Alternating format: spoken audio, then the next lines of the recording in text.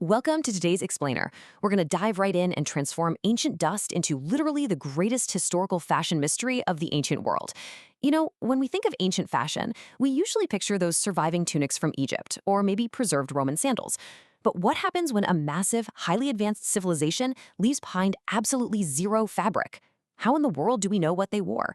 Well, today we're becoming historical detectives to piece together a 4,500-year-old wardrobe. How do you reconstruct the fashion of an entire civilization when not a single piece of clothing has survived? It's the ultimate puzzle, right? Imagine uncovering this sprawling ancient world packed with complex engineering and art, but the closets are just bare. Every single thread is gone. Today, we'll see exactly how experts solve this seemingly impossible puzzle. And spoiler alert, they didn't do it by looking at clothes, but by looking at literally everything else around them. To set the stage here, we're talking about the Indus Valley Civilization.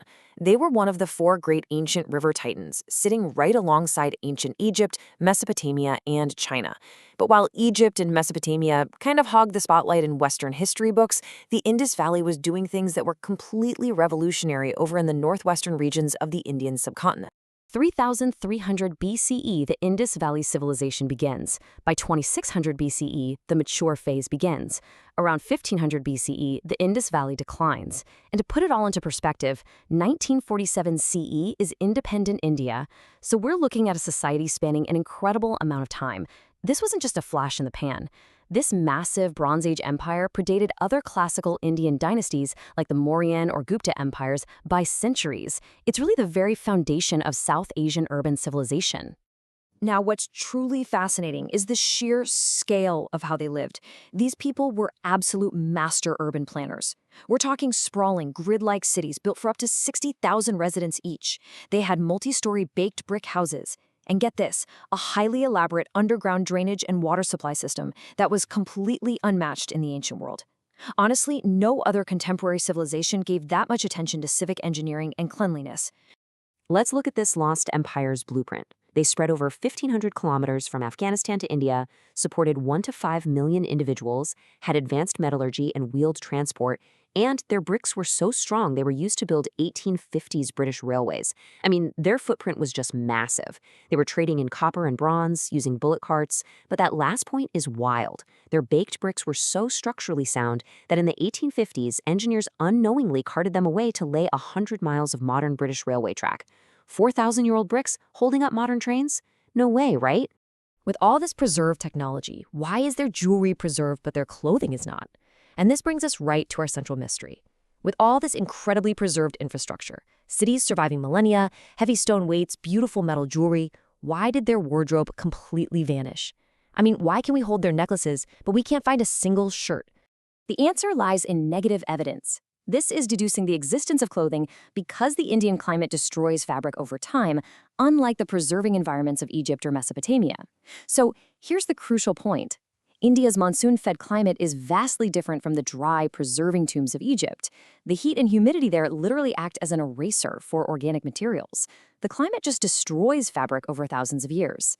So historians can't just see the clothes. Instead, they have to deduce what they wore using this brilliant technique called negative evidence. Basically, you look for the shadow the clothing left behind. So what are the tools of the historical detective?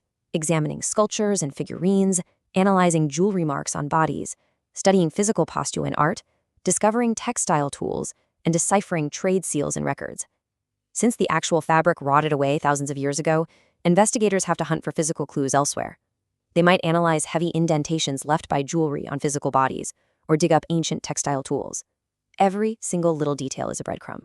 We can see this forensic evidence clearly in surviving artifacts. Take the famous stone priest king bust, for example. If you look closely at his shoulder, he's clearly wearing a patterned upper garment draped beautifully over one side and tucked under the other. That's direct proof of stylized dress.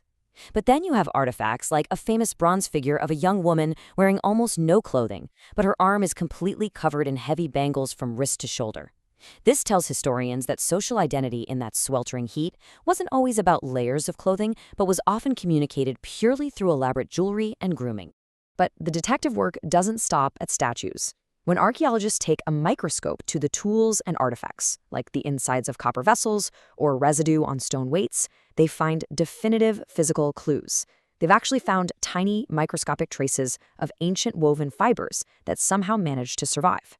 This proves, for sure, that the Indus people weren't just wearing leaves. They had a dedicated, active textile industry. Step 1. Vegetable bark and animal skins. Step 2. Felted fibers. Step 3. Woven yarns and early cultivated cotton around 2500 BCE. By connecting these tiny clues, historians mapped out a clear progression of fashion. They started with bark and skins, moved to felted fibers, and then came the massive breakthrough: woven yarns. In fact, India was one of the very first places in the entire world where cotton was actively cultivated and worn, dating all the way back to 2500 BCE.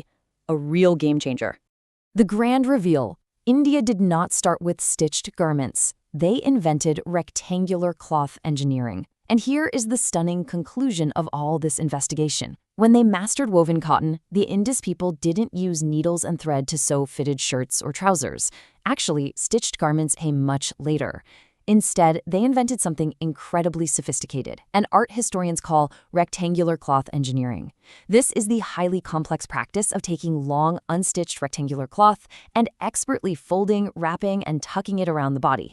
Think about ancient Indus garments, which were two-piece, unstitched lengths of cloth draped around the waist and shoulders, versus modern South Asian dress, which are unstitched, draped garments worn by over 1 billion people today. If you compare this ancient draping technique directly to modern fashion, the continuity is just striking. The ancient people wore a lower garment wrapped around the waist and an upper garment draped over the shoulders. Now look at South Asia today.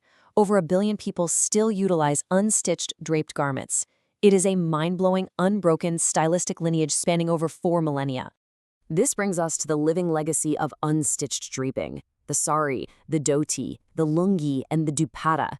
This shows exactly why understanding this history matters so much. That 4,500-year-old climate-responsive rectangular cloth engineering didn't just disappear when the Indus Valley declined. It evolved. It's the direct ancestor of iconic garments worn globally today. The elegant drape of the sari, the wrapping of the dhoti, the graceful flow of the dupatta, all of these find their roots right back in the sprawling, baked brick cities of the ancient Indus Valley. It's truly a living legacy of fashion. If your climate erased all fabric tomorrow, what clues in your room would tell historians what you wore today? To wrap up this explainer, I want to leave you with this thought. Look around your room right now. If a sudden shift in climate just erased all of your fabric tomorrow, every t-shirt, every pair of jeans, every jacket, what clues would you leave behind? If future historians had to use negative evidence to reconstruct your fashion 4,000 years from now, what story would your surviving artifacts tell? Would your jewelry or your tools reveal who you really were? Thanks for joining me on this historical detective hunt. Keep questioning the world around you, and I'll catch you on the next explainer.